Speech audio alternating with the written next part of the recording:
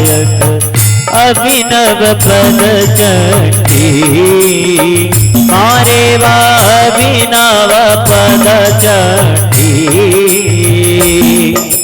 सुर नर मुनि जन सेवत सुर नर मुनि जन सेवत सादर सदवंती ओम जय जगदानंदी देवी धूम्रकवाहन राजत वीणा वादयती मारे वा वीणा वादयती झुमकत झुमकत झुमकत जननन जननन जननन रमती राजन्ती ओम जय जगदानंदी देवी बाजत ताल मृदंगा सुरमंडल रमती मारे वा सुरमंडल रमती तोड़ितान तोड़ितान तोड़ितान तुर रण तुर रण तुर रण रमती सुरवंती ओम जय जगदानंदी देवी सकल भुवन पर आप विराजत निस दिन आनंदी मारे वा निस दिन आनंदी गावत गंगा शंकर सेवत रे शंकर तुम भव में टंटी ओम जय जगदानंदी मैया जी को कंचन थाल विराजत अगर कपूर बाती मारे वा अगर कपूर बाती अमर कंठ में विराजत घाटन घाट विराजत कोटि रतन ज्योति ओम जय जगदानंदी मैया जी की आरती निस दिन नर सब जो नर सब गावे मैया प्रेम सहित गावे कहत शिवानंद स्वामी मन भजत हराहर सामी वांछित फल पावे ओम जय जगदानंदी ओम जय जगदानंदी मैया जय आनंद कंदी ब्रह्मा हरिहर शंकर देवा शिव हरि शंकर रुद्रीपालती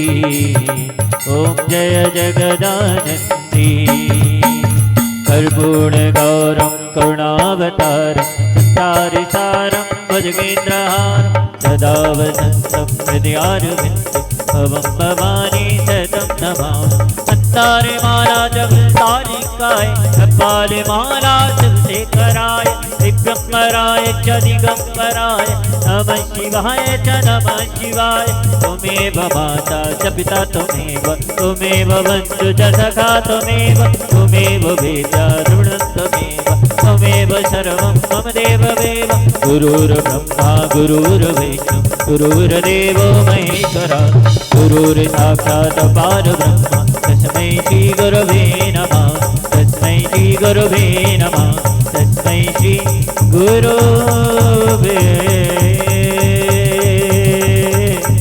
नमः।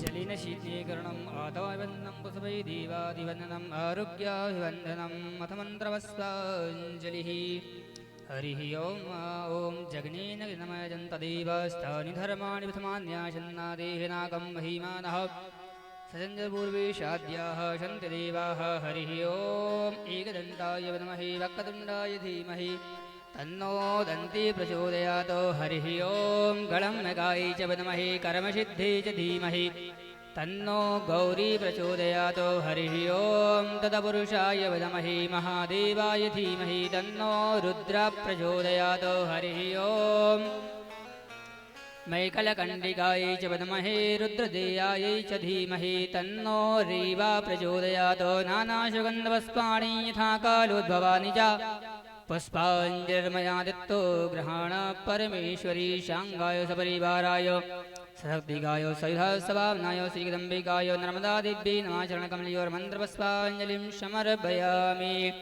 बोलिए नर्मदा मैया की जय हो, गंगा मैया की जय हो, यमुना मैया की जय हनुमान जी महाराज की जय हो, राजा रामचंद्र भगवान की जय हो, पूज्य व्यासी महाराज की जय हो। मात नर्मदे हर हर महादेव।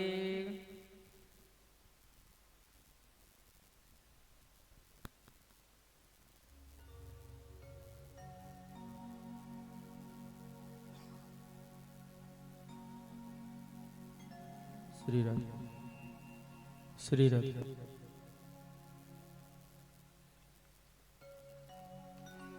श्री राधे राधे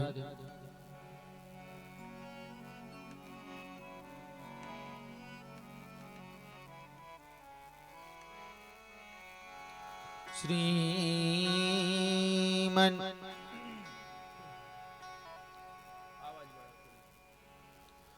महागणाधिपतये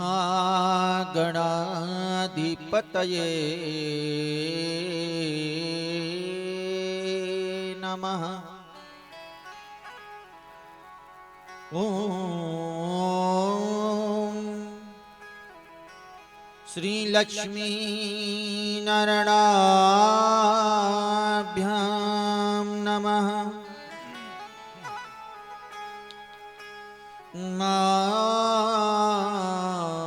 महेश्वराभ्यां नमः। श्रीवाणी हिरण्यगर्भाभ्यां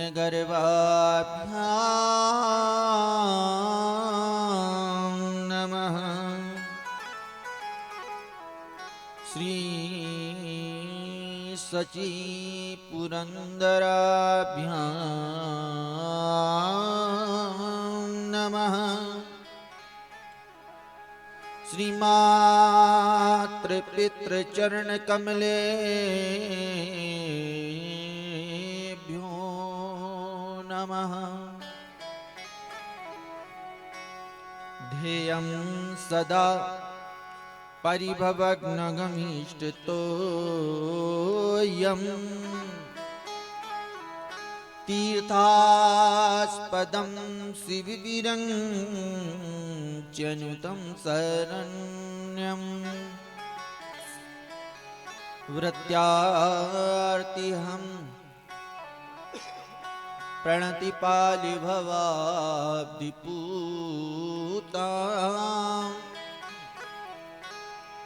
वन्दे महापुरुषते चरणारविन्दं वंशी विभूषितकरात्नवनीरदाभात् पीताम्बराय दरुणबिम्बुफलाधरोष्ठात् पूर्णेन्दुसुन्दरमुखादरविन्दनेत्रात् कृष्णात् परं किमपि तत्त्वमहं न जाने। गुरुर्ब्रह्मा गुरुर्विष्णु गुरुर्देव महेश्वरा गुरुर्साक्षात् परब्रह्म तस्मै श्री गुरुवे नमः। रेवा पद्मपलाश दीर्घनयनां श्यामां सुशीलाधरां नासां मौक्तिकचारुहास्य सुमुखीं रक्तांच रक्तांबरां तन्त्रीमङ्कगतां करेण शस्त्रकै रुन्नादयन्तिर्मुहुः वन्दे मे कलकन्यकां शिवपरां सर्वाङ्गभूषाव्रतां नन्दयशोदागेहनि वसुदेवहि बलराम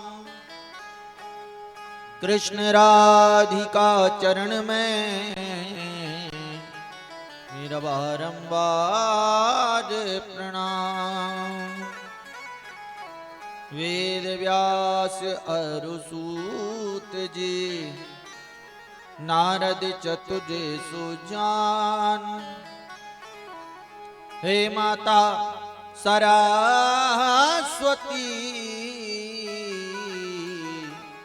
मेरे कंठ विराजो आन। आइए हनुमंत जी कथा कहूँ मति अनुसार प्रेम सहित आसन दूं पधारिए पवन कुमार। आइए पवन कुमार। प्रेम से बोलो नर्मदा मैया की जय शंकर भगवान की जय गणेश भगवान की जय श्री हनुमान जी महाराज की जय श्री नर्मदा पुराण की जय मात नर्मदे हर हर हर। परमानंद कंद सच्चिदानंद स्वरूप भगवान श्री बालकृष्ण लाल के चरणार बिंदु में बारंबार प्रणाम करते हुए अनंत बलवंत संत श्री हनुमंत लाल जी महाराज के पादार बिंदु में बारंबार प्रणाम करते हुए कलयुग के पापों तापों संतापों का हरण करने वाली जन जन को सुख प्रदान करने वाली मां नर्मदा के दिव्य चरण कमलों में बारंबार प्रणाम करते हुए कथा प्रांगण की पावन भूमि ग्राम डुंगरिया की पावन भूमि को बारंबार प्रणाम करते हुए समस्त ग्रामवासियों के माध्यम से आयोजित श्री नर्मदा पुराण के आज चतुर्थ दिवस की पावन बेला में पधारे हुए हमारे समुपस्थित समस्त श्रोता समुदाय परम आदरणीय हमारी माताएं बहनें दूर दराज से पधारे हुए समस्त श्रोता गण मुख्य यजमान के रूप में विराजमान सम्मानीय गेंदालाल जी आदरणीय मां साहब जी सपत्नी को और इस आयोजन का सभी प्रकार से तन मन से और आयोजन की प्रमुख रूप से भूमिका बनाने वाले हमारे परम आदरणीय हमारे बड़े भैया सुनील चौरसिया जी मंच पर विराजमान ब्राह्मण देवता वाद्यंत्रों पर सहयोग प्रदान कर रहे मेरे समस्त कलाकार बंधु और इस ध्वनि गुंजायमान यंत्र के माध्यम से जहां तक भी हमारी आवाज पहुंच रही हो वहां तक के समस्त श्रोता गणों को व्यास पीठ से बहुत बहुत वंदन बहुत बहुत अभिनंदन। श्री राम मैं सब जग जानी करहूं प्रणाम जोरी जुग पानी।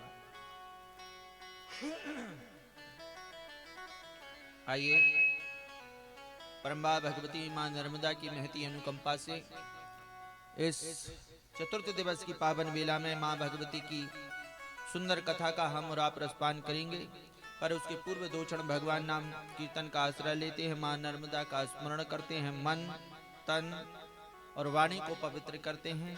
भाव से मेरे साथ में सभी गाएंगे। हे मैया अमर कंठ वाली तुम हो भोली भाली। मैया अमरकंठ वाली तुम हो भोली भाली। मैया अमरकंठ वाली तुम हो भोली भाली। हो मैया मैया अमरकंठ वाली तुम हो भोली भाली। तेरे गुण गाते हैं साधु, तेरे गुण गाते हैं साधु, तेरे साधु, तेरे गुण गाते हैं साधु। बजा बजा के ताली। हो मैया जय हो, हे मैया जय हो। मैया अमरकंठ वाली तुम हो भोली भाली।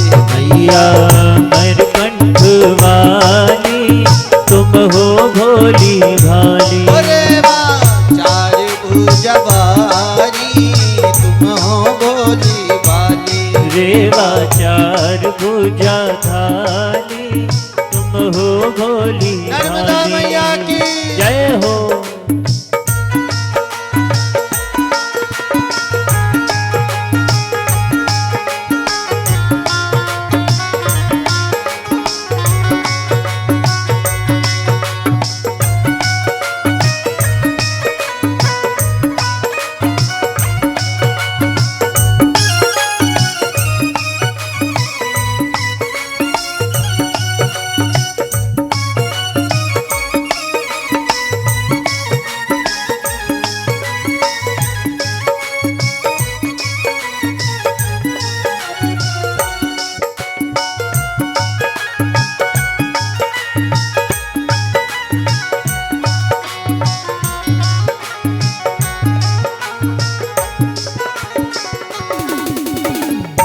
मगर पर करें सवारी हाथ कमल का फूल। दूर मगर पर की सवारी हाथ कमल का फूल।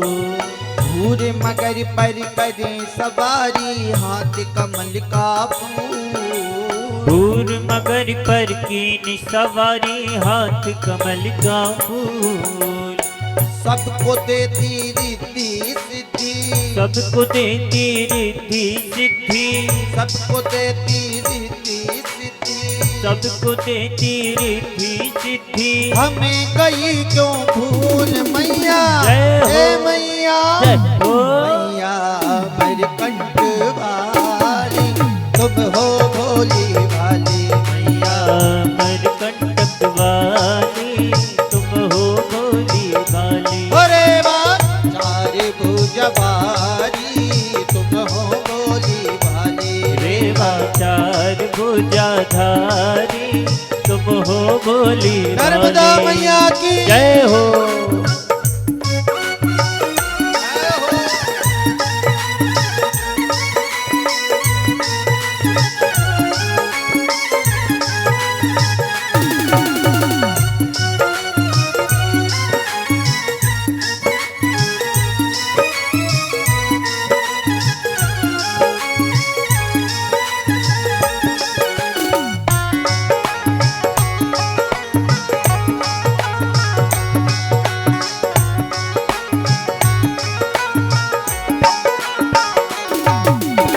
निर्धनियों को धन देती माँ अज्ञानी को ज्ञान। निर्धनियों को धन देती माँ ज्ञानी को ज्ञान। वो निर्धनियों को धन देती माँ अज्ञानी को ज्ञान। निर्धनियों को धन देती माँ ज्ञानी को ज्ञान। अभिमानी का मान घटाती, अभिमानी का मान घटाती, अभिमानी का मान घटाती, अभिमानी का मान घटाती। होती नाम इंसान मैया जय हो, हे मैया जय हो। मैया अमरकंठ वाली तुम हो भोली भाली। मैया अमरकंठ वाली तुम हो भोली भाली। अरे माँ चार भुजा वाली तुम हो भोली भाली। रेवा चार भुजा धारी तुम तुम हो भोली नर्मदा भाली। मैया की जय हो।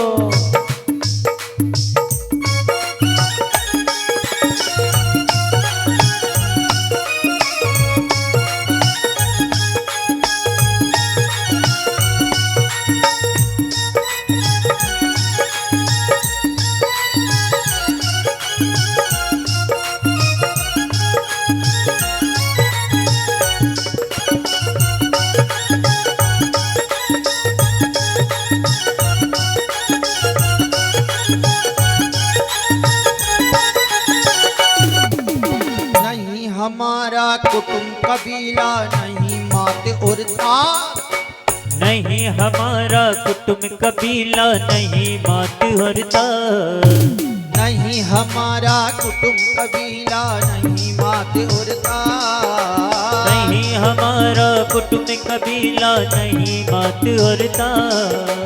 हम तो आए शरण तुम्हारी, हम तो आए शरण तुम्हारी। मैया हम तो आए शरण ओ तुम्हारी। मैया हम तो आए शरण तुम्हारी। एक शरण पड़ेगी लाज मैया, जय हे हो। मैया ओ मैया मरकट पारी, तुम हो भोली वाली। मैया मरकंटक वाली, तुम हो भोली भाली। अरे वाह चार भुजा बारी, तुम हो भोली वाली। रेवा चार भुजाधारी, तुम हो भोली भाली। बाज ताली से बजे हो।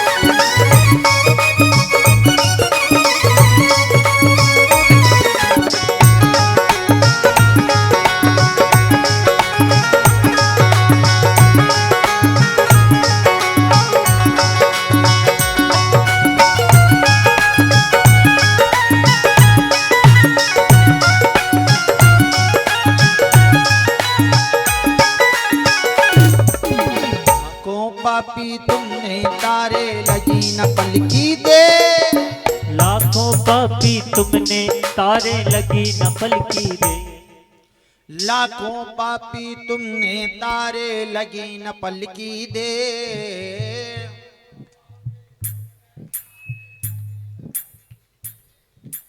अब तो मैया मोनी बारी, अब तो मैया हमारी बारी। कहाँ लगा दई देर मैया, ओ मैया मैया मरकट वाली, तुम हो भोली वाली। मैया मरकंट वाली, तुम हो भोली भाली। अरे वाह चार भुजबारी, तुम हो भोली वाली। रेवा चार भुजाधारी, तुम हो भोली भाली। हाँ तेरे गुण गाते हैं साधु बजा तेरे- बजा के ताली। तेरे गुण गाते हैं साधु बजा बजा के ताली। तेरे गुण गाते हैं साधु बजा बजा के ताली। तेरे गुण गाते हैं साधु बजा बजा के ताली ताली। मैया ओ मैया मैया मरकट वाली, तुम हो भोली वाली। मैया मरकट वाली, तुम हो भोली भाली। अरे वाह चार भुजबारी, तुम हो भोली वाली। रे वाह चार भुजाधारी, तुम हो भोली भाली। ओम नमो नर्मदा माई रेवा, माई रेवा पार्वती वल्लभ सदा शिवा। ओम नमो नर्मदा माई रेवा, माई रेवा पार्वती वल्लभ सदा शिवा। ओम नमो नर्मदा माई रेवा,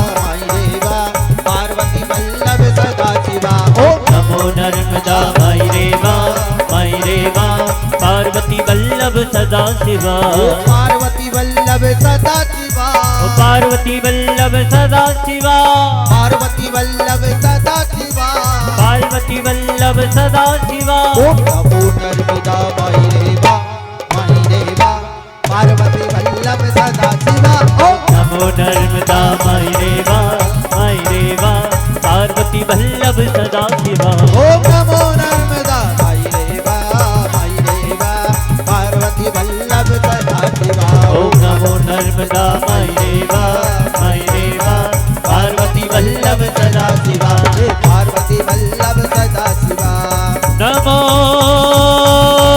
नर्मदा माई रेवा माई रेवा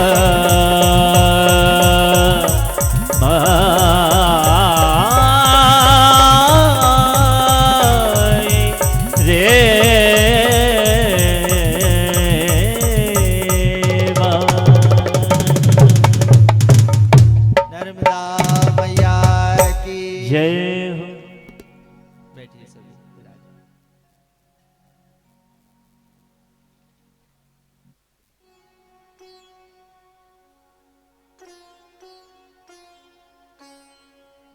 करुणा करुणा वर्णालय भक्तवांछा कल्पतरु श्वेत वस्त्र धारणी जन को सुख प्रदान करने वाली मां नर्मदा की वांगमय प्रतिमूर्ति श्री नर्मदा महापुराण।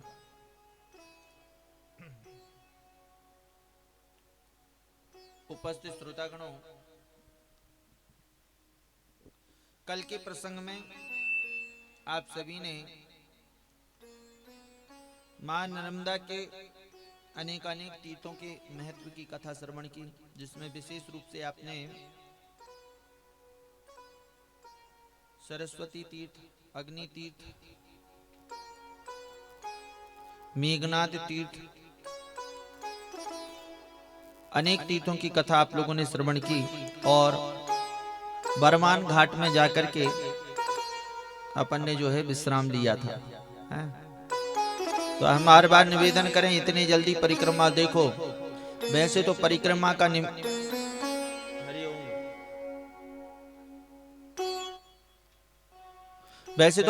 का नियम बताया गया है पुराण में। मां नर्मदा की जो परिक्रमा होती है 3 साल 3 महीना और 13 दिन में मां नर्मदा की परिक्रमा पूरी होती है। कितने? 3 साल 3 महीना और 13 दिन, मतलब दिन बिल्कुल निश्चित है। जिस दिन आप घर से निकल करके जाओगे उसी दिन से आपकी परिक्रमा आरंभ हो गई। आपने परिक्रमा उठाई है उस दिन से लेकर के जब तक 3 साल 3 महीना 13 दिन पूर्ण नहीं हो जाते तब तक परिक्रमा जो है पूर्ण नहीं मानी गई। क्योंकि परिक्रमा के दौरान ये घाटों की जो है विशेषता बताई गई है, किस स्थान पर कौन से घाट पर कितना समय बिताना है आपको, इसलिए समय इतना। और पहले तो अब इतनी व्यवस्थाएं भी नहीं थी, तो परिक्रमा जो है ज्यादातर पद यात्रा के द्वारा ही माँ भगवती की परिक्रमा की जाती थी। अब आजकल तो भाई सुविधाएं चल गई हैं, तो 15-17 दिन 18 दिन में नर्मदा जी की परिक्रमा पूरी करके लोग जो है आ जाते हैं। लेकिन हम तो कह रहे हैं कि इतनी जल्दी आप परिक्रमा करके आ जाते हैं, लेकिन इतनी जल्दी परिक्रमा तो आप वाहनों से भी नहीं कर पाएंगे जितनी जल्दी परिक्रमा जो है हम आपको करा रहे हैं। बताओ, कम से कम 15 दिन और 17 दिन 18 दिन तो लगे ही जाए परिक्रमा में। लेकिन यहाँ तो तुमको ज्यादा समय लग नहीं रहा, केवल 7 दिन का समय लग रहा, और 7 दिन में ही पूरी नर्मदा परिक्रमा का फल आप लोग जो है प्राप्त कर पा रहे हैं, केवल 7 दिन में ही है। कहा अमरकंटक से हमने यात्रा आरंभ की, बरमान घाट तक पहुंच गए हैं, और बरमान घाट से अब जो है परिक्रमा हम जो है आज से फिर प्रारंभ कर रहे हैं। पहले तो देखो बरमान घाट की जो विशेषता बताई गई है महाराज, बरमान घाट का महत्व इतना बताया गया है कि सब तीर्थों में विशेष तीर्थ बताया गया तो वो बरमान घाट का तीर्थ है। हम जब बाहर जाते हैं ना तो बाहर कई क्षेत्रों में जब जाते हैं, महाराष्ट्र जैसे क्षेत्रों में जब जाते हैं, तो बड़े बड़े महानगरों में जाते हैं, तो वहाँ नरसिंहपुर को किस नाम से जाना जाता है आपको पता है? यहाँ लोग नरसिंहपुर का नाम तक नहीं जानते। हाँ, यदि हमें बताना रहता है ना, तो सबसे पहले हमें जबलपुर बताना पड़ता है। भैया जबलपुर के पास में एक छोटा सा शहर है, नरसिंहपुर जिला है, हम वहां से आए हैं। जब बड़े दूर जब जाते हैं तो यहाँ नरसिंहपुर को ज्यादा नहीं, लेकिन एक विशेषता हमने देखी, नरसिंहपुर को एक स्थान से जो है सभी लोग पहचान जाते हैं कि हाँ मध्य प्रदेश में कोई स्थान है नरसिंहपुर। वो स्थान कौन सा है? वो स्थान कोई और नहीं, वो स्थान है बरमान घाट। बरमान घाट माँ नर्मदा के तट से लोग जान जाते हैं कि भाई नरसिंहपुर जिला में ही बरमान घाट है। और भाग्यवान है आप और हम, इस तट के समीप आप और हम रह रहे हैं, जिस तट पर स्वयं देवता भी आकर के वास कर रहे हैं। बरमान घाट की विशेषता बताई गई कि बरमान घाट में स्वयं ब्रह्मा जी ने आकर के तपस्या करी है। किसने? ब्रह्मा जी ने, जो सृष्टि के रचयिता है और त्रिदेवों में जिनका नाम है, त्रिदेवों में जिनका नाम है, सृष्टि के रचयिता हैं। और उन ब्रह्मा जी को फिर आवश्यकता क्या पड़ गई कि मां नर्मदा के तट पर आकर के उनको जो है तपस्या करना पड़ा। तो महाराज वर्णन आता है, ब्रह्मा जी जिस समय नर्मदा जी के तट पर आए हैं तपस्या करने के लिए, तब मां नर्मदा भगवती ने स्वयं ब्रह्मा जी से पूछा कि कारण क्या है, क्यों तपस्या करने के लिए आए हो? तो ब्रह्मा जी के कारण एक नहीं, दो दो तीन तीन कारण जो है मिलते हैं। ब्रह्मा जी का जिस समय प्राकट्य भाव हुआ था तो ब्रह्मा जी के 5 मुख थे। कितने?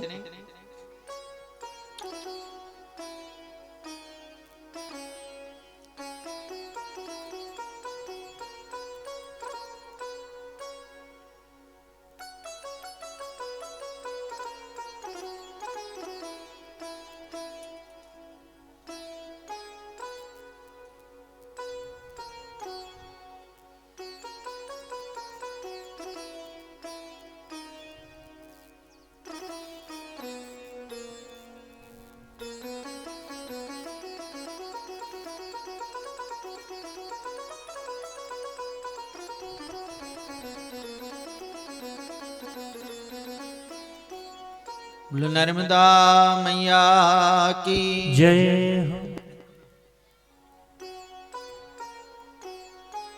तो ब्रह्मा जी का जिस समय प्रादुर्भाव हुआ था तब ब्रह्मा जी के 5 मुख थे।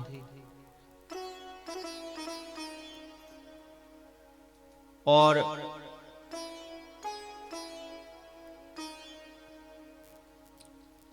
ब्रह्मा जी को सृष्टि की रचना करने के लिए जो है भगवान ने आदेश दिया कि तुम्हें सृष्टि की रचना करनी है।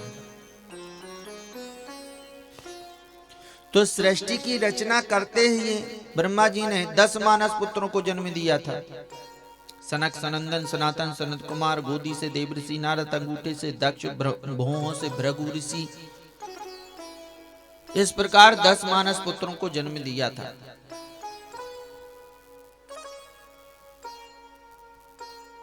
और जैसे ही एक कन्या का जन्म, संध्या नाम की कन्या का जन्म ब्रह्मा जी से हुआ, और उसके पहले भगवान ब्रह्मा जी ने जो है कामदेव को प्रकट किया था। तो जब कामदेव को प्रकट किया तो ब्रह्मा जी ने कामदेव को कहा था कि तुम्हारे द्वारा भी सृष्टि का जो है विस्तार होगा। जन जन में, प्रत्येक व्यक्ति में जो है तुम्हें अपने अधीन करना है। कामदेव ने विचार किया क्यों ना सबसे पहले ब्रह्मा जी पे अपना जो है ये वर अपनाया जाए कि मैं किसी को अधीन कर सकता हूं कि नहीं कर सकता हूं। ब्रह्मा जी पर जिस समय अपना बाण छोड़ा तो ब्रह्मा जी कामासक्त होकर के अपने ही बेटी के पीछे जो है भागने लगे। संध्या नाम की बेटी के पीछे भागने लगे। तब वेद के विपरीत ब्रह्मा जी चलने लगे। तब भगवान ने जिस मुख से, जिन आंखों से, जिस मुख में लगी हुई आंखों से कामासक्त हुए थे, उस शीश को ही भगवान ने काट दिया। 5 शीश थे, 5वां शीश जो है काट दिया, 4 शीश बचे। तब ब्रह्मा जी ने कहा कि मुझे मारा क्यों? तब भगवान ने कहा, जिस समय भगवान ने, राम ने बाली को मारा था, तो बाली को मारने के बाद में बाली कहने लगा कि आपने मुझे मारा क्यों? कौन सा मैंने ऐसे पाप, और मैंने पाप किया भी है तो आपको दंड देने का अधिकार नहीं, आपने हत्या क्यों की मेरी? तब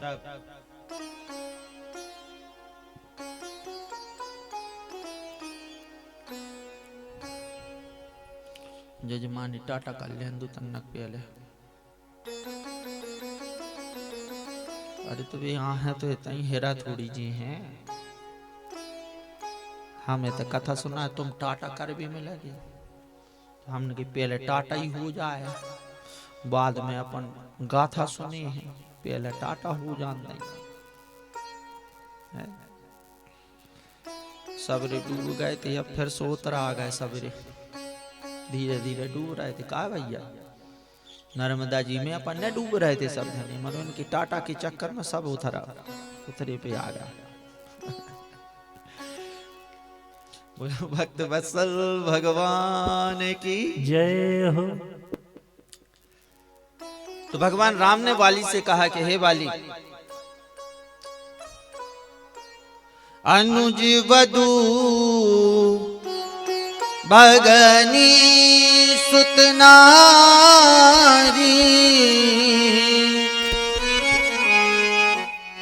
अनुज वधू भगनी सुत नारी, अनुज वधू भगनी सुत नारी, अनुज वधू भगनी सुत नारी, अनुज अनुज वधू भगनी सुत नारी, अनुज वधू भगनी सुत नारी, अनुज वधू भगनी सुत नारी, अनुज वधू भगनी सुत नारी, अनुज वधू भगनी सुत नारी, सुन सच कन्या सम के छाती, सुन सच कन्या सम सुन सच कन्या सम ये छाती, सुन सच कन्या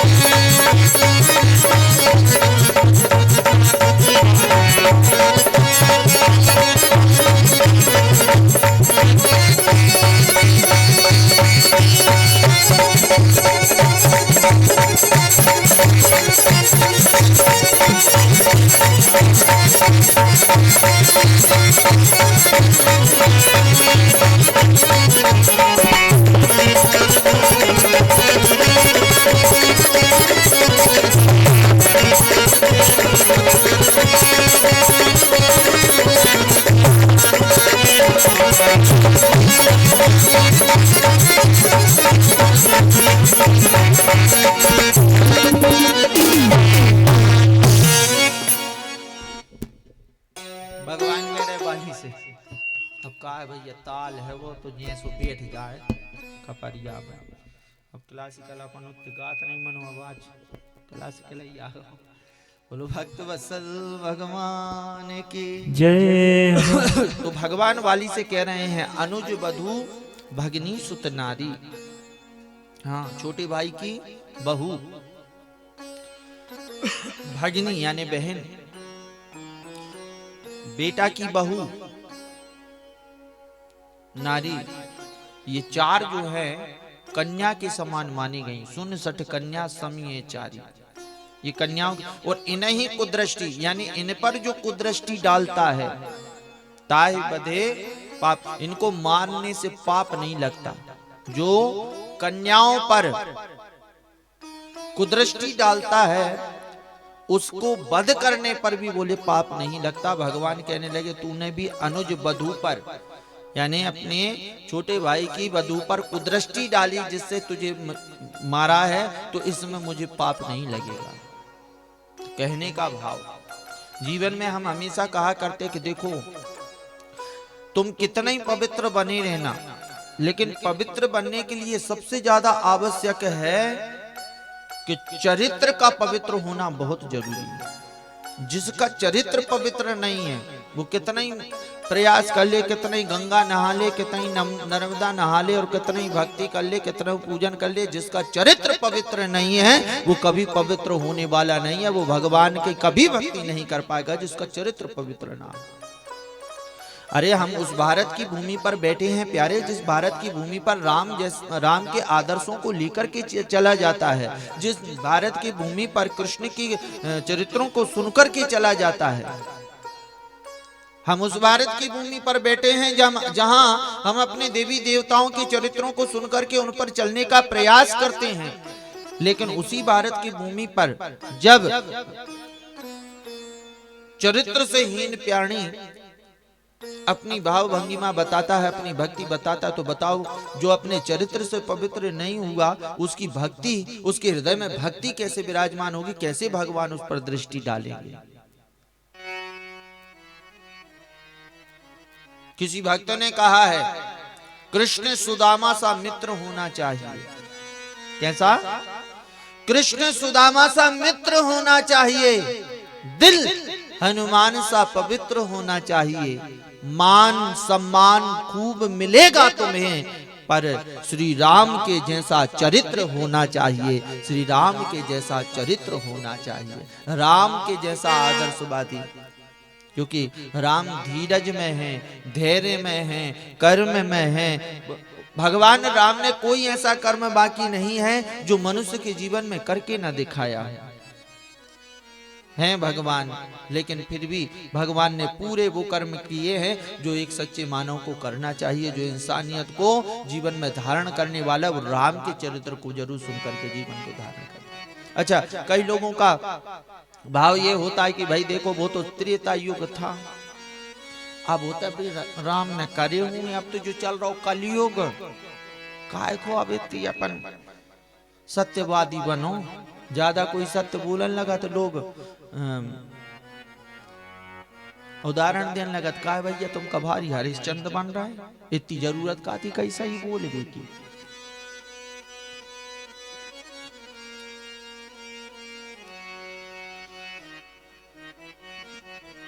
तो युग कोई हो भैया, चाहे वो सतयुग हो और चाहे वो त्रेता हो, चाहे द्वापर, चाहे कलयुग ही काय न हो, हर युग में पूजा कर्म ही की भई है, पूजा चरित्र की भई है हर युग में। हाँ, सतयुग में रहने की व्यवस्था भले ही कछु अलग से रही हो, त्रेता में कछु अलग से व्यवस्था रही हो खावे पीवे की और व्यवसाय की, द्वापर में कछु अलग व्यवस्था रही हो, लेकिन ध्यान रखना भैया इंसान जो ही तो, इंसान नहीं बदलो।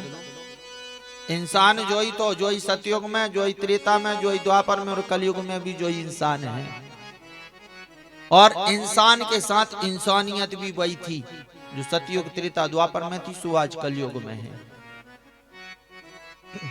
व्यक्ति का कर्म नहीं बदलता, व्यक्ति जैसा जीवन में कर्म करेगा, कर्म का फल तो उसे भोगना ही पड़ेगा। भाई ऐसा नहीं है कि हम अपने कर्म कछु करत रहे और भगवान को पूजन पाठ भी करत दिए, पीछे से कट जाते हैं, सो हो बेवारो नहीं।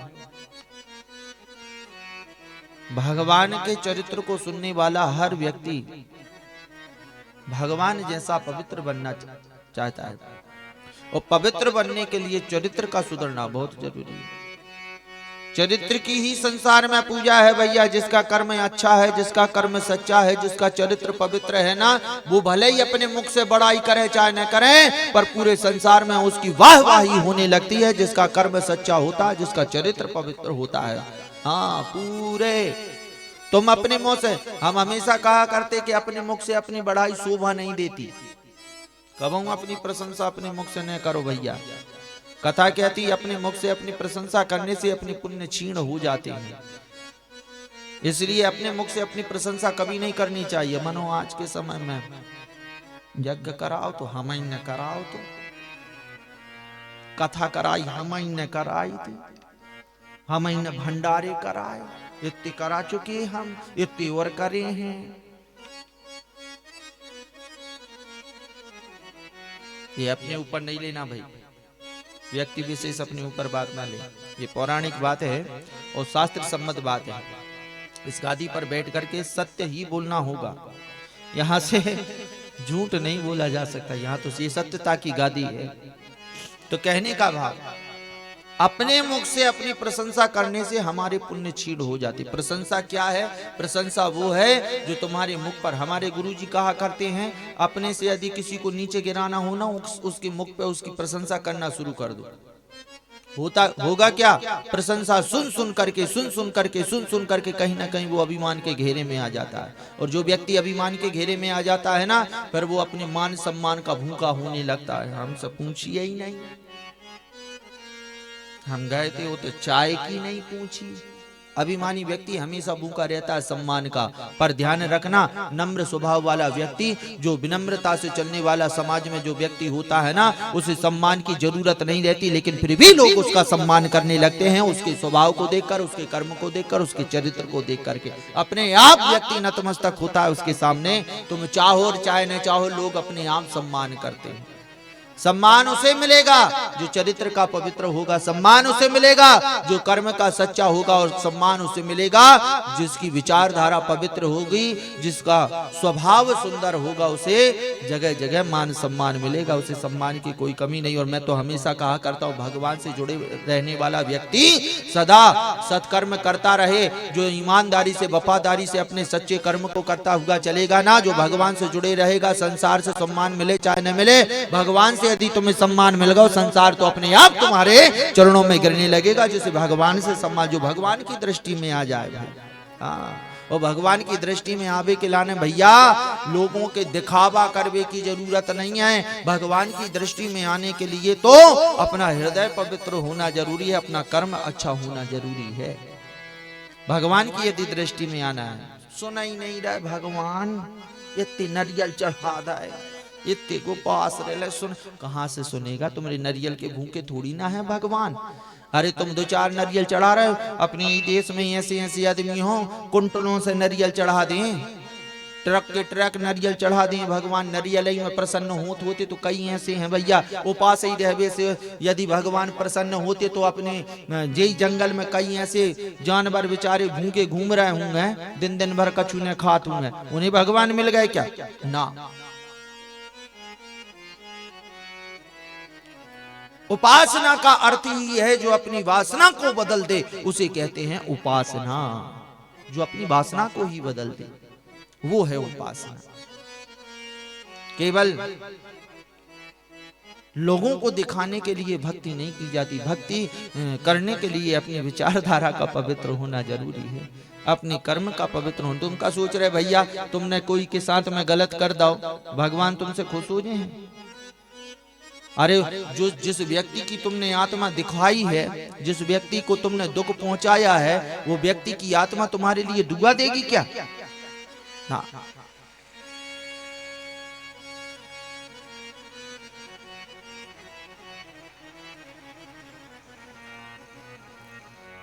बोलो भक्त वत्सल भगवान की जय, नर्मदा मैया की जय हो।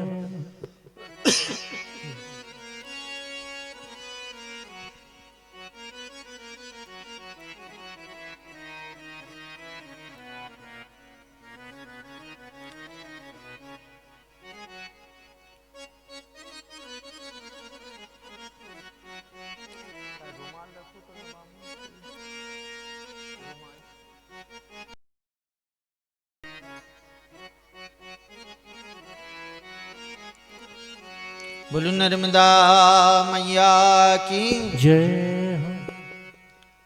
इसलिए भैया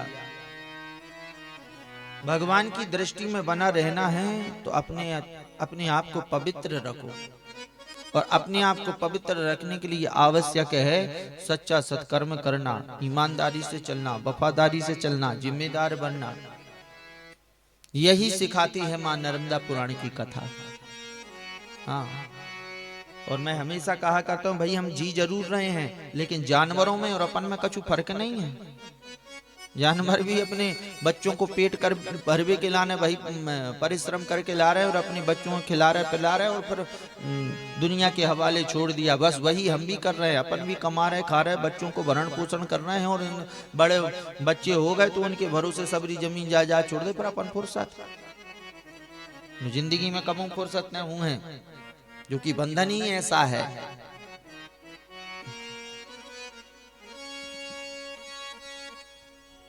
ये बंधन ही ऐसा है, इससे हम कभी मुक्त होने वाले नहीं। संसार हमेशा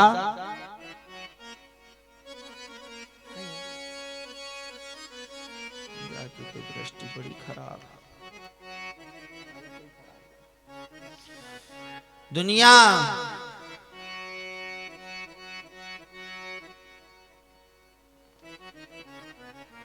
मतलब की भरी दुनिया में कौन किसी का सच्चा है। जिसने प्रभु भक्ति कर ली वही जीवन में सच्चा है, वही जीवन में सच्चा है। ये दुनिया मतलब की गर्जनिया प्रभु जी अब मोहे समझ पड़ी। ये दुनिया मतलब की गर्जनिया प्रभु जी अब मोहे समझ पड़ी। पुत्र कहे ये पिता हमारे, पुत्र कहे ये पिता हमारे। बेटा कहता जी हमारे पिताजी, जी हमारे पिताजी, जी हमारे पिताजी। कब तक पिताजी हैं? जब तक तुम पिता अपने बेटा की पूर्ति कर जा रहा है तब तक पिता है तुम्हारे। लेकिन जिस दिन तुमने सब कुछ अपने बेटा के सुपुर्द कर दो तो फिर पुत्र कहें जे पिता हमारे, बाहर खाट पड़ी। जे दिन सबरो सुपुर्द कर दो तो तुम्हारी खटिया आंगन में पहुंच जाए भैया।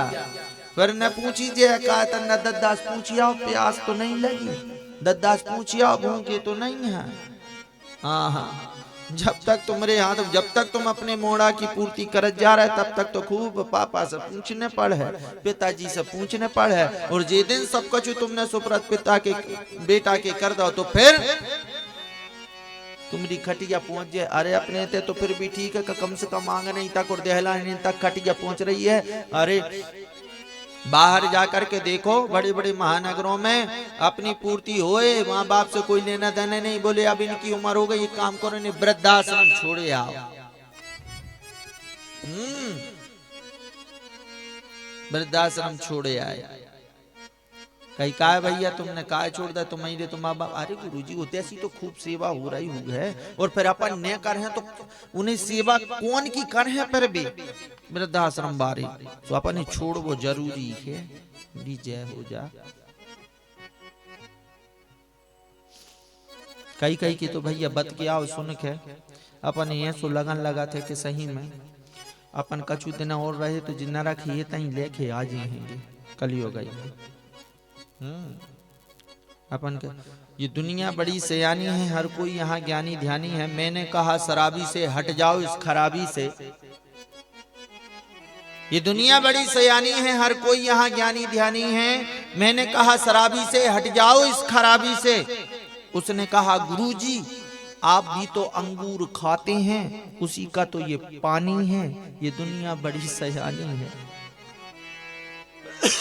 यहाँ किसी को तुम सिखा नहीं सकते। कछु दिन और रहा तुझे नरक तई लेके आ जाए भैया।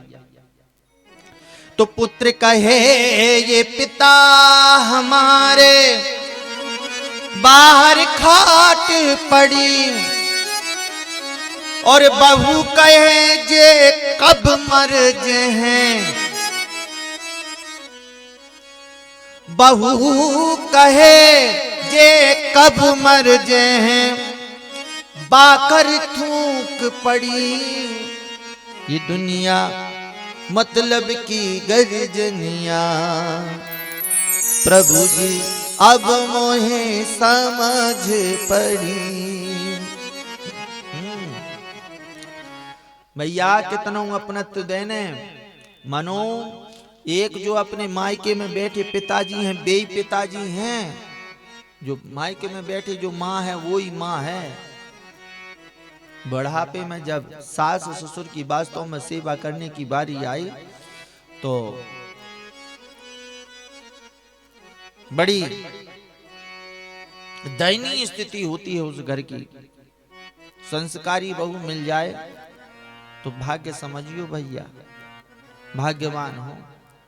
कैसे कि आज के समय, पहले को एक समय है तो बहुएं सोचने पड़ती कि पता नहीं सास कैसी मिल है, और अब उल्टो समय आ गओ। अब तो सासों ही चिंता बन गई, पता नहीं बहू कैसी मिले, सेवारी मिले है कि ना कटक मिले है। हाँ।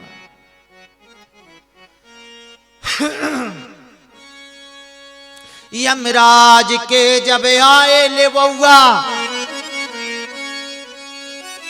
रोबे घड़ी घड़ी। हाँ, यमराज के जब ले बउआ आ गए सास ससुर के, तो सबसे ज्यादा रोबे को काम बहू करा था। ये तो हमने तो सेवा ही नहीं करन दाई, दादाजी कहीं चले गए, सेवा ही नहीं करन दाई। और हम सोचत के जैसे कहूँ दादाजी उठ जाए कि बहू बेटा ने रो, हम खड़े हो गए, जिंदा हो गए। कहो बहू गई प्राण छोड़ दे, कैसे हो गए जिंदा।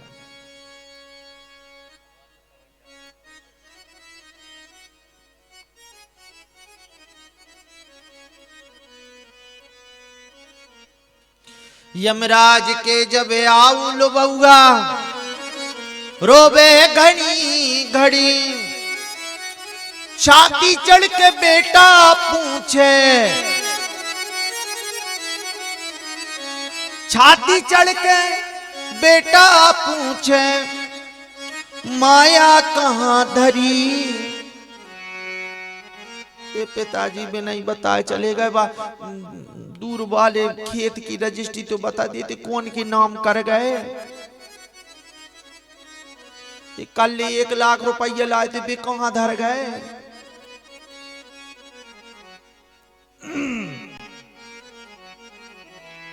भैया प्राण निकल पे तो रोत रोत तक कहूँ का सोने की अंगूठी रह गई तो बस ही रोत रोत भी निकाल लीजिएगा, जा रहा है करने तो लो बस सोने की अंगूठी पीने पर निकाल लो कहीं। और जैसा कोई ने ध्यान नहीं दे पाओ तो एक आध कान में कहीं का है बस सोने की अंगूठी पीने बात तो निकाल रही है। ये दुनिया मतलब की गर्जनिया, प्रभु जी अब मोहे समझ पड़ी।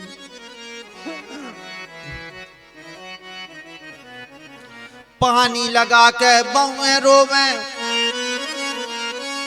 ए राम ने बुरी करी। ए भगवान तुमने बीजा बुरो कर दो मेरे संग,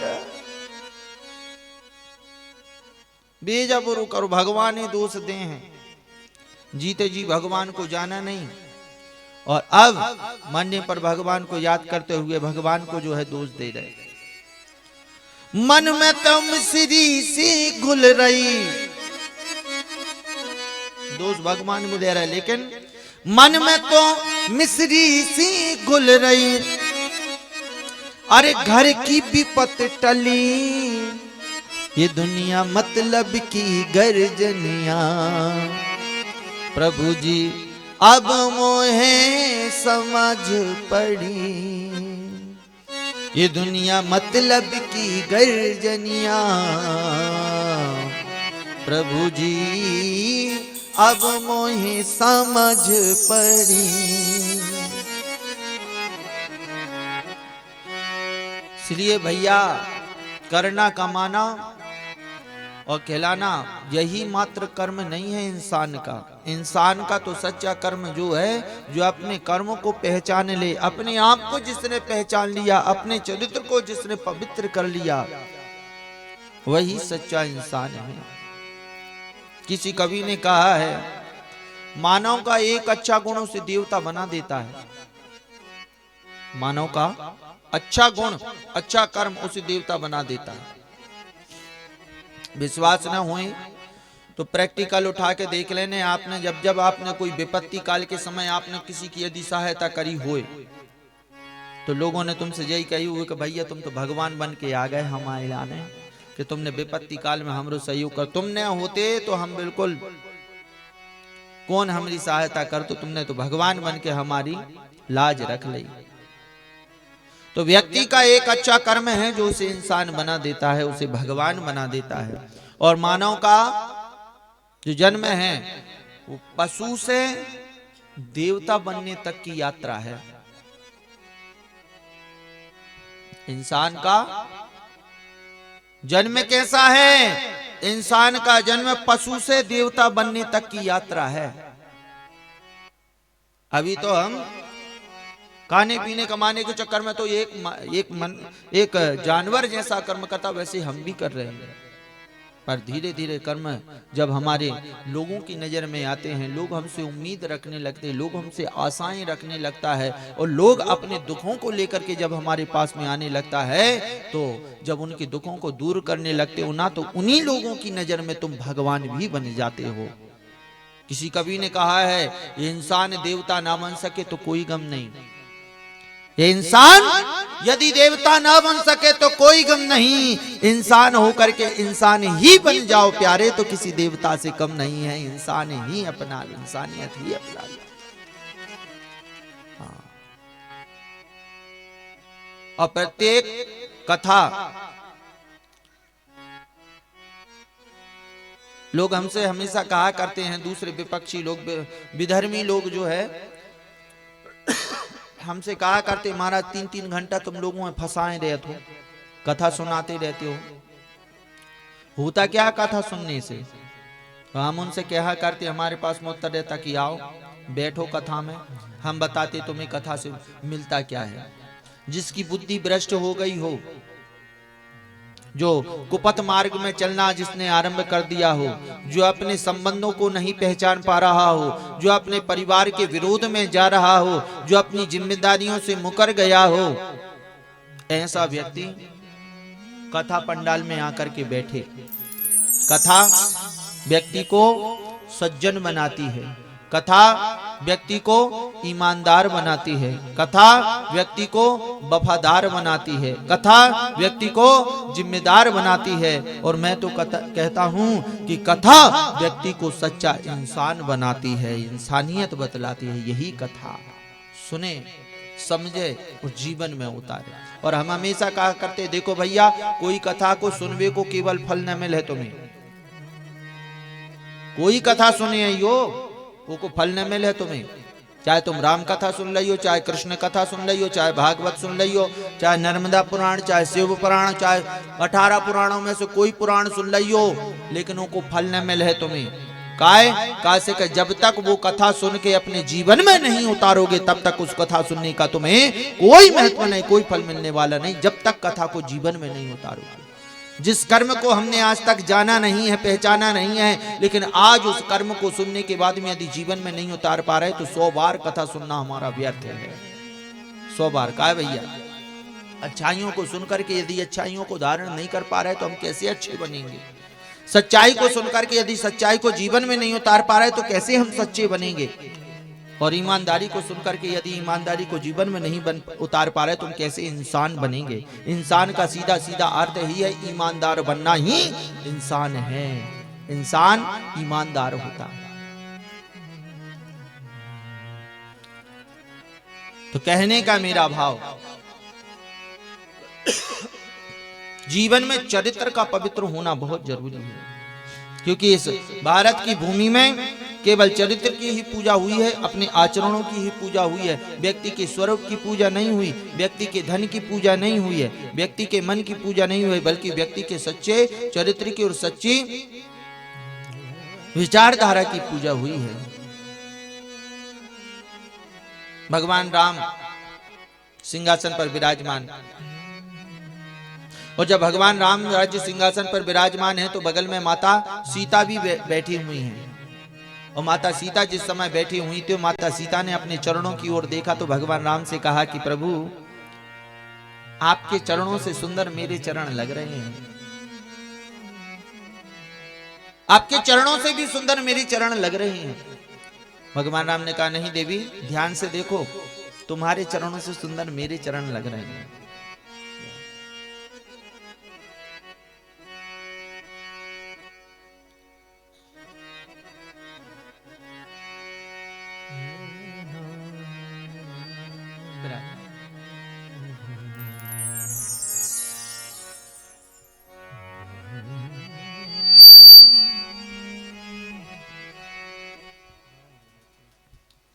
बोलो भक्त वत्सल भगवान की जय हो। भगवान राम कह रहे हैं माता जानकी से, देवी तुम्हारे चरणों से भी सुंदर मेरे चरण लग रहे।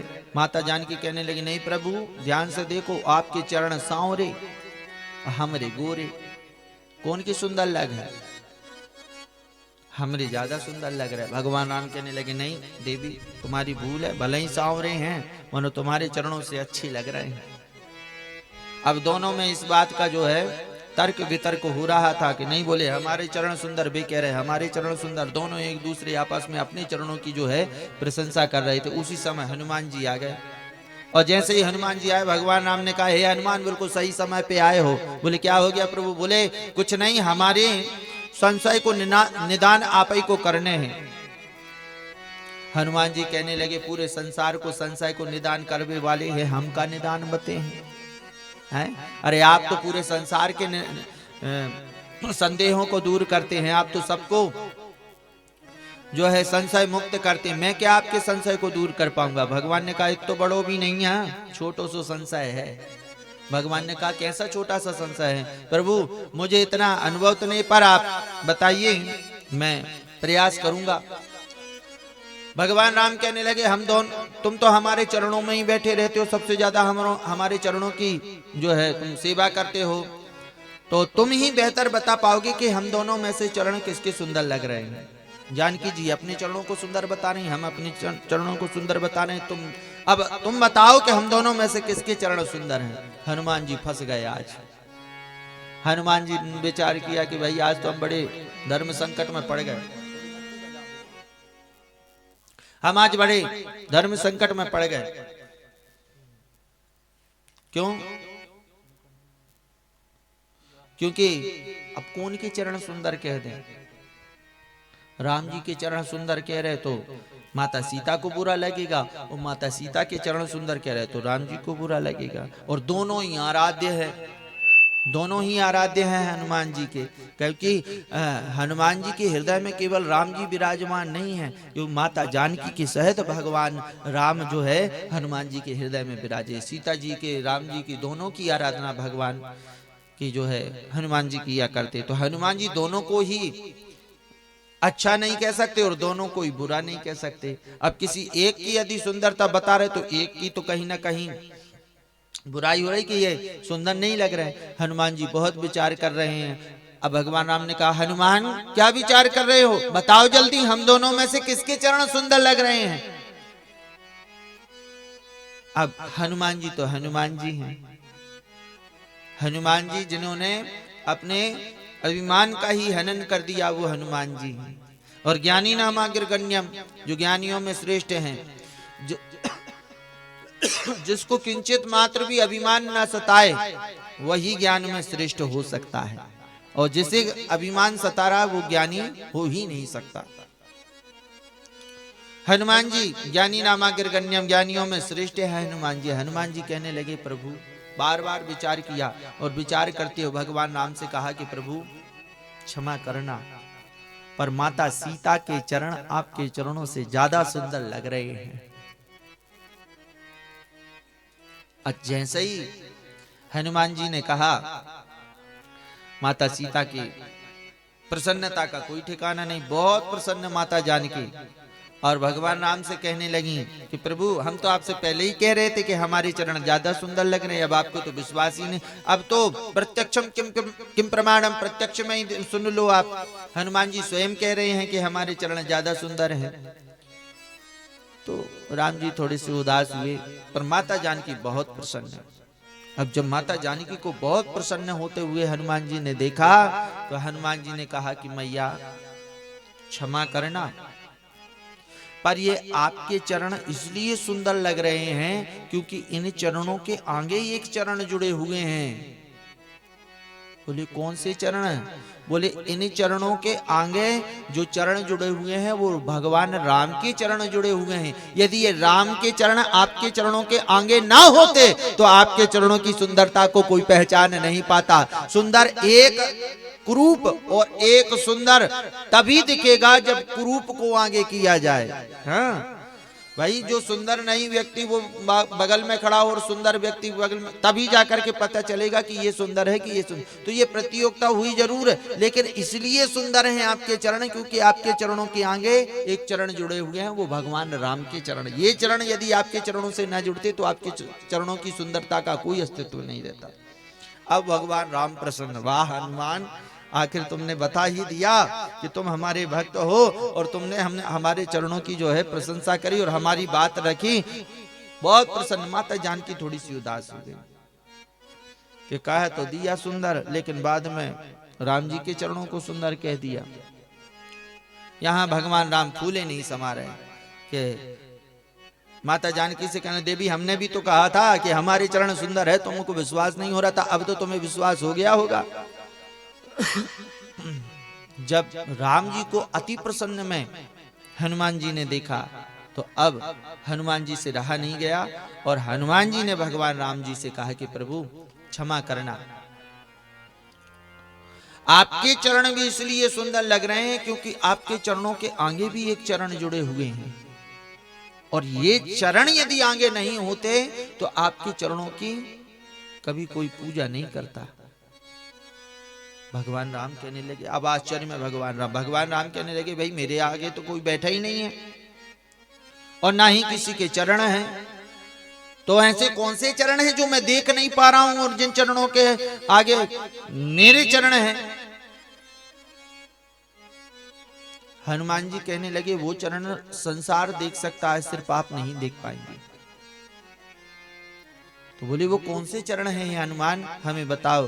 तब हनुमान जी ने कहा, प्रभु आपके चरणों के आगे जो चरण है ना वो कोई और नहीं है, वो हैं आपके आचरण, और आपके आचरणों के ही कारण इन चरणों की पूजा संसार में हो रही है। यदि आपके आचरण सुंदर ना होते तो इन चरणों की कोई अहमियत ना होती। आपके आचरणों की सुंदरता के कारण इन चरणों की पूजा पूरा संसार कर रहा है, और इन चरणों से जुड़े हुए जो चरण हैं जानकी जी के, इन दोनों चरणों की पूजा तभी हो रही है जब आपने अपने आचरणों को सुधारा है।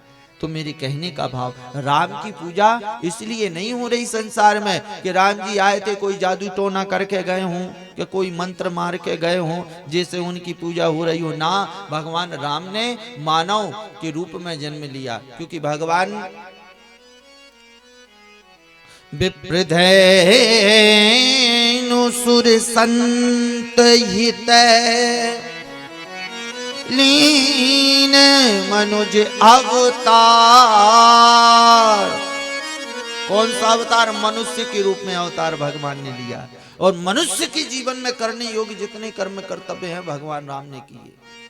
भगवान राम भाई के लिए वफादार बने, भगवान ने एक सच्चे बेटे का कर्तव्य किया, भगवान ने समाज में जैसा चला जाता उस समाज को अपने गले से लगाया है, दीनहीनों की भगवान ने सेवा करी है, यहाँ तक कि जानवरों को, मानवों को, सबकी सेवा भगवान राम ने, सबको समान रूप से भगवान ने देखा है।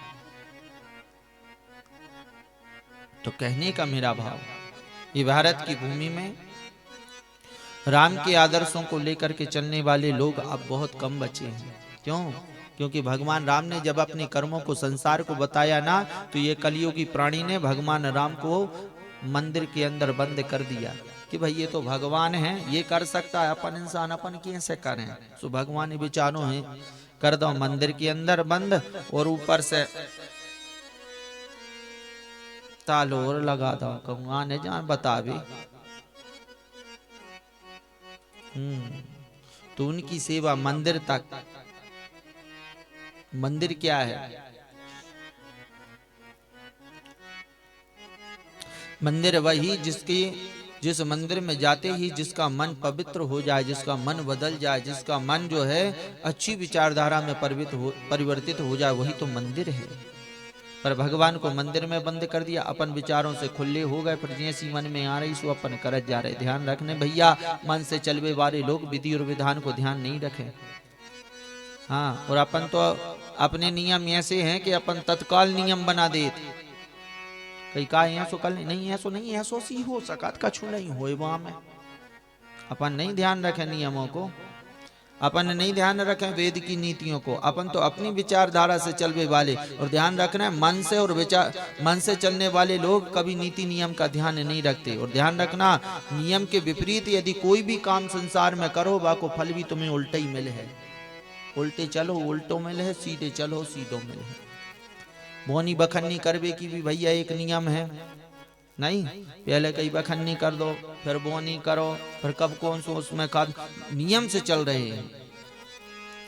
तो जिस नियम से चलेंगे वैसे ही संसार में चलवे किलाने भी नियम बताए। अपन देखो कोई भी प्रोडक्ट लाते हैं घर में, कोई चीजों है लेके आते तो वहां में देखने एक पुस्तिका लिखी रहते है कि चाहे मोबाइल ले लो, चाहे दुनिया की चीजों है ले लो, नई नई चीज फ्रिज ले लो, टीवी ले लो, एक पुस्तिका मिलत हुई है छोटी सी। तो वह पुस्तिका क्या है? वह पुस्तिका बताती है कि उसमें पूरा लिखा रहता है कि इस चीज को आपको किस तरह से उपयोग करना है ना। पुस्तिका में सब लिखा रहता है। अच्छा, तुमने अपने मन से कहूं बाहे अपने चलावे की कोशिश करी तो वो कहूं ना कहूं फाल्ट बन जाए, सुविधा दुविधा बन जाए, सुविधा ही दुविधा बन जाएगी। तो प्रोडक्ट को अपनाने के लिए उस पुस्तिका का सहारा लेना पड़ता है। उसी प्रकार जीवन को सुधारने के लिए इस पुस्तिका गाथा को जो है जीवन में जो है अपनाना पड़ता, इसका सहारा लेना पड़ता है। ये धर्म ग्रंथों का सहारा लेकर के हम अपने जीवन को जो है सफल बनाते हैं, हम अपने जीवन को सुधारते हैं। ये हमारे जीवन की जो है पुस्तिका, ये जीवन को कैसे परिवर्तित करना है, कैसे बदलना है, ये कथा हमें बतलाती है। यहाँ देवताओं को भी अपने कर्मों का फल मिला है, देवताओं को भी अपने पापों का प्रायश्चित करना पड़ा है। तो ब्रह्मा जी ने कुदृष्टि डाली अपनी ही कन्या पर, भगवान ने 5वां शीश काट दिया। एक कथा तो ये यहां पर आती, एक कथा आती है शिव पुराण में। शिव पुराण में कथा आती है सृष्टि की रचना जिस समय हुई थी, और सृष्टि की रचना के लिए ब्रह्मा जी को जिस समय प्रकट किया था, भगवान विष्णु ने कहा कि मैंने तुम्हें प्रकट किया। ब्रह्मा जी कहने लगे तुम मुझे प्रकट नहीं कर सकते, प्रकट करने वाला कोई और है। विष्णु का और ब्रह्मा जी का आपस में युद्ध होने लगा था। तब भगवान शिव शिवलिंग के रूप में भगवान प्रकट हुए थे, और ऐसे प्रकट हुए थे कि उस ज्योति, जिस प्रकार ज्योति जलती है ना, ज्योति के समान भगवान प्रकट हुए थे। इसलिए भगवान शिव को ज्योतिर्लिंग के रूप में हम जानते हैं, और उन्हें ज्योतिर्लिंग कहा जाता है। ज्योति के समान भगवान प्रकट हुए थे। तो शिवलिंग के आदि अंत का पता नहीं चल रहा था। ब्रह्मा जी कहने लगे हम ऊपर की तरफ जा रहे हैं, विष्णु जी से कहा तुम नीचे की तरफ जाओ। ऊपर यदि हमने मुख के दर्शन कर लिए तो हम श्रेष्ठ कहलाएंगे, और तुमने यदि नीचे चरणों के दर्शन कर लिए तो हम श्रेष्ठ कहलाएंगे। ठीक, भगवान विष्णु नीचे तक गए, तलातल अतल वितल महातल रसातल सुतल पाताल, अंत का पता नहीं चला, चरणों का पता ही नहीं चला भगवान कहां तक हैं। ऊपर की ओर ब्रह्मा जी गए, भू भुवा स्वाहा मह जन तप और सत्य। लेकिन गौलोक धाम में पहुंचे, गौ मिली, गौ से कहा तुम हमारे साथ चलो। विष्णु जी से कह दीजिए कि हमने इस शिवलिंग के मुख के दर्शन कर लिए, और आगे गए केतकी का पुष्प मिला, बोले तुम हमारे साथ में चलो, तुम जाकर के विष्णु जी से कह देना कि ये शिवलिंग के मुख के दर्शन कर लिए। तो बोले इसके बदले में हमें मिलेगा क्या? संसार में बोले लोग सब देवता तुम्हें अपने मस्तक पर धारण करने के लिए तरसेंगे। पुष्प से कहा और गौ से कहा कि पूरे संसार के लोग तुम्हारी पूजा करेंगे। ठीक, दोनों को साथ में लेकर के आए। भगवान विष्णु ने देखा कि अब अंत का तो पता नहीं चल रहा, तो विष्णु जी लौट करके आ गए जहां से यात्रा आरंभ करी थी। ब्रह्मा जी पहुंच गए। ब्रह्मा जी ने भगवान विष्णु से पूछा, क्या तुमने चरणों के दर्शन कर लिए? तो भगवान विष्णु ने तत्काल सत्य कह दिया, बोले हमने चरणों के दर्शन नहीं किए। ब्रह्मा जी से पूछा, तुमने कर लिए? बोले हाँ, हमने तो कर लिए मुख के दर्शन। क्या प्रमाण है? बोले प्रमाण हम साथ में लाए, गौ से पूछ लो। गौ कहने लगी, हाँ ब्रह्मा जी ने मुख के दर्शन कर लिए। झूठ बोल दिया। ब्रह्मा जी भी झूठ बोल रहे, गौ भी झूठ। केतकी के पुष्प से पूछा, केतकी पुष्प कहने लगा, हाँ ब्रह्मा जी ने मुख के दर्शन कर लिए। उसने भी झूठ बोल दिया। भगवान शिव को सहन नहीं हुआ। भगवान शिवलिंग के अंदर से भगवान शिव प्रकट हो गए और जिस मुख से ब्रह्मा जी ने झूठ बोला था, वो पांचवें मुख को अपने पैर के नाखून को उखाड़ करके जो है अपने ही समान भगवान शिव ने एक पुरुष को प्रकट किया, जिसका नाम पड़ा काल भैरव। काल भैरव ने अपने नाखून के जो है उखाड़ करके उस नाखून से ही ब्रह्मा जी के पांचवें शीश को काट दिया, जिस शीश से झूठ बोला। और भगवान शिव कहते, जीवन में मैं सब कुछ सहन कर सकता हूं, पर मैं अपने भक्तों के अंदर कभी झूठ बर्दाश्त नहीं कर सकता, झूठ सहन नहीं कर सकता। भगवान शिव को इसलिए कहा जाता है सत्यम शिवम सुंदरम। भगवान सत्य प्रिय, सत्य बोलने वाले भक्त को सदा भगवान उस पर दृष्टि। भगवान आज भी सत्यवादी इंसान के साथ में ही भगवान है।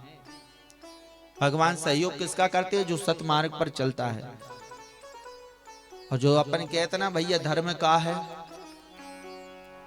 तो शास्त्र कहते हैं धर्म न दूसरे सत्य समाना,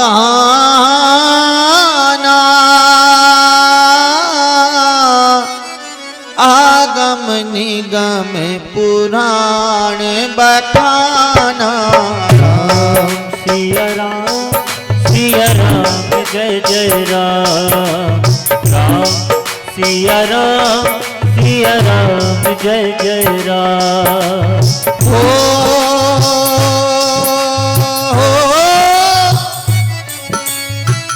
धर्म न दूसरे सत्य समाना,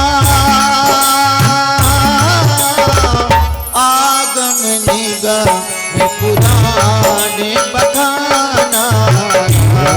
सिया राम जय जय राम, राम सिया राम जय जय राम। बोलो राम सिया राम जय जय राम, राम सिया राम जय जय राम। भगवान कह रहे क्या धर्म क्या है? लोग कहा करते कि भैया अपन कथा सुन भी जा रहे, कहीं क्या कर रहे, कहीं धर्म कर रहे। नर्मदा जी नहा भी जा रहे, क्या कर रहा है, कहीं धर्म कर रहा है। मंदिर जा रहे, कहीं क्या कर रहा है, कहीं धर्म कर रहा है। उपास रख रहा है, कहीं क्या कर रहा है, कहीं धर्म कर रहा है। बिल्कुल नहीं, इसका नाम धर्म नहीं है। धर्म क्या है? धर्म है धारण करने का नाम ही धर्म है।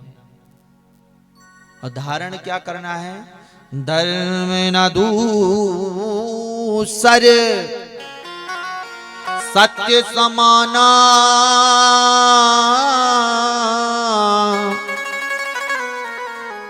आगम निगम पुराण बखाना।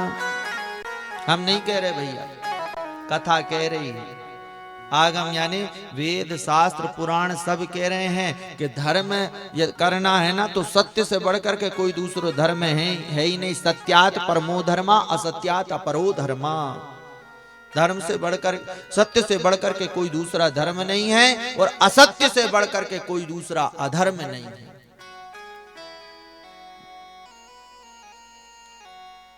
मनो अब कौन नहीं जाने जब बात भैया, सब जान रहे हैं। अपन ने धर्म ही आजकल देख वो शुरू कर दो तो केवल कई भजन कर लो, कई धर्म कर रहे हैं अपन, कई दान कर, कई अपन नर्मदा नहा भी चलिए, कई धर्म कर रहा है, पूजन पाठ कर रहे हैं, कई धर्म को काम कर रहा है। बिल्कुल नहीं, ये धर्म का कार्य नहीं। धर्म का काम है कि धर्म के आचरणों को जीवन में जिसने धर्म को धारण कर लिया उसे कहते हैं धर्म। धर्म के मार्गों पर जिसने चलना आरंभ कर दिया उसे कहते हैं धर्म का काम कर रहे हैं, धर्म के मार्ग पर चल रहे हैं। माँ बाप की सेवा करना परम धर्म है। परहित सर से धर्म नहीं भाई, भैया गलत सियाने बैठे सब रे, और हम तो आप औरों की नजर में मोड़ी मोड़ा है। हाँ, आप औरों के बाल गोपाल हूं हमरे बराबर। मानो आप लोगों ने अपने जीवन में इतनी कथाएं सुन ली हुई हैं जितनी हमने कथाएं कहीं नहीं हुई हैं। मानो वेद के विपरीत कोई भी बात नहीं होगी, आप टोक सकते हो यदि कह रहे हो तो। परिहित सर से धर्म नहीं भाई, क्या है धर्म? परोपकार परमो धर्म। परिहित से बढ़कर के कोई दूसरा धर्म नहीं है, परोपकार से बढ़कर के कोई दूसरा धर्म नहीं है। पर ईमानदारी से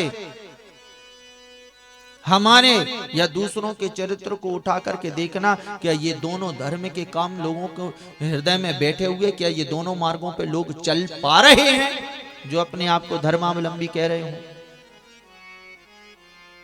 भैया कथाओं को सुनाने का काम करना ही मात्र धर्म नहीं है, धर्म का मार्ग पर चलना ही वास्तव में धर्म है। और ध्यान रखना, मैंने कल भी बताया था, आज फिर पुनः बता रहा हूं।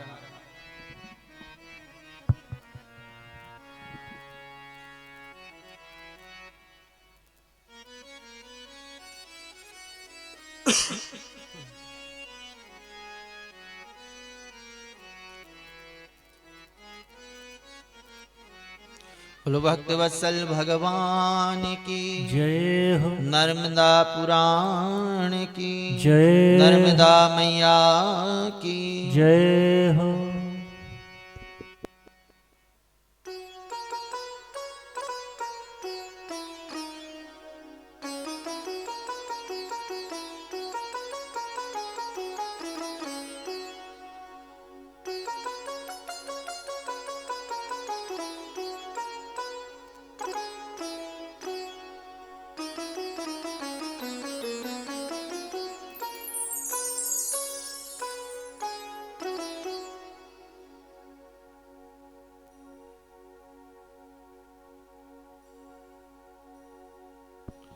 कुटरी से पधारे हमारे सुनील भैया कथा मंच पर आकर के आप सब लोगों को उत्साहवर्धन के लिए जो है व्यासपीठ तक पधारे, तो बहुत बहुत स्वागत वंदन इनका। तो सही ने बताया सुनील भैया, आज हमने माला ही न पहनी थी। कहा भैया बताओ तुम? आज हमने माला ही न पहनी थी, मनु नर्मदा मैया ने यही से तुम्हें माला लेकर भेज दो, हमें पहना भी खिला। बोलो नर्मदा मैया की। हमारे तुमसी सुनील और एक और सुनील हमरे बैठे हैं, दो सुनील। एक सुनील हमें दो माला लान के देते, एक हमरे लाने और एक नर्मदा मैया के लाने। मनो आज हमने भी दो ही माला उपयोग कर ली, हमने हम खुद ने पहने। मनो एक हमारी मैया बैठी कल ही आई हैं, तो इन्हें पहने हैं और एक हम अपने पुराने पहने, सो हम ऐसे ही बैठ गए थे। मनो भगवती ने तुम्हारे एक और सुनील भेज दे, माने काम दो माला को सुनील भैया है। बोलो भक्त वत्सल भगवान की जय हो, नर्मदा मैया की जय हो। तो भैया कहने का मेरा भाव, धर्म का काम वो है जो समाज हित में हो, धर्म का काम वो है जो धारणा को ही बदल दे, वो धर्म का काम है प्यारे। माँ बाप की सेवा करना ये मानव का धर्म है, इंसानियत को एक इंसान होकर के दूसरे इंसान का सहयोग करना ये मानव का धर्म है। जीवन में कितनी विपत्ति आ जाए पर सत्यता को जीवन में ना छोड़ना यही मानव का धर्म है। और ध्यान रखना, ऐसा व्यक्ति मंदिर ना जा पाए, पूजन ना कर पाए, व्रत ना कर पाए, नर्मदा स्नान ना भी कर पाए, तो भी भगवान की दृष्टि सदा उस भक्त पर बनी रहती जो धर्म के कार्यों को लेकर के चलता, जिसने जीवन में ही धर्म को धारण कर लिया हो। हाँ, इसलिए आवश्यक है तो धर्म को समाज को दिखाने के लिए ना करो। धर्म करना है तो जीवन में अपने परिवर्तित करो, अपने जीवन में धर्म को धारण करो। अब एक प्रश्न उठता है, आप लोगों के मन में उठ रहा हो, तो भैया काय को पूजा करवा रहा है, काय कथा सुना रहा है, काय कह रहे नर्मदा नहाओ, काय कह रहे मंदिर जाओ, है ना? उठ रहा वो प्रश्न, हमें पता